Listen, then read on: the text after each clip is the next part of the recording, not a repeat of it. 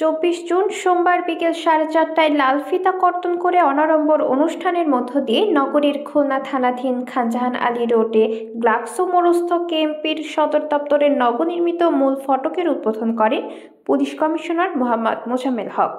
KMP সদর দপ্তরের নবনির্মিত মূল ফটকের শুভ উদ্বোধন শেষে মহান সৃষ্টিকর্তার দরবারে শুকরিয়া জ্ঞাপন করে বিশেষ দোয়া ও মোনাজাত করা হয়।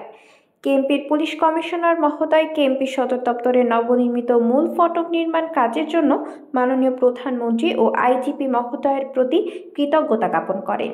তিনি বলেন, সদর দপ্তরের প্রবেশমুখে নবনির্মিত দৃষ্টিনন্দনী ফটকের মধ্য দিয়ে কেএমপি সদর দপ্তরের সৌন্দর্য বহুলাংশে বৃদ্ধি পেয়েছে। এর মধ্য দিয়ে কেএমপির সকল অফিসার ফোর্স আরও নিরাপদ পরিবেশে কাজ করতে পারবে।